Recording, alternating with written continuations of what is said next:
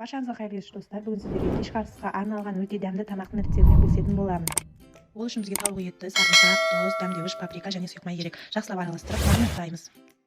Картофелімізді дөңгелек етіп турап, оны маринадтап, паприка, тұз, сұйық май қосып духовкада пісіреміз. Картофеліміз дайын болды. Кабачки мен баклажанды дөңгелек етіп турап, оны да тұз, паприка, сұйық май қосып жақсылап араластырып маринадтап алғаннан кейін духовкаға саламыз. 10-15 минут пісіріп аламыз.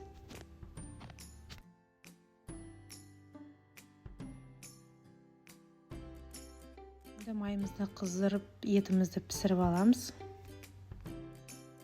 Видеода көргеніңіздей сәбізді турап, оны етіміздің үстіне салып 15 минут пісіреміз.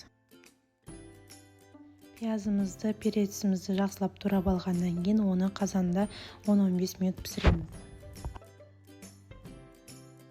Табамыздың астына салатымызды салып, баклажан, картоп, кабачкамызды салып, қалған артық қалған картоптың астына салып жібереміз. Және бетіне етімізді, балетімізді салып, сорпасын құйып, әдемілік үшін укроп немесе жуа салып жіберсеңіздер болады. Ас болсын сіздермен болған білген.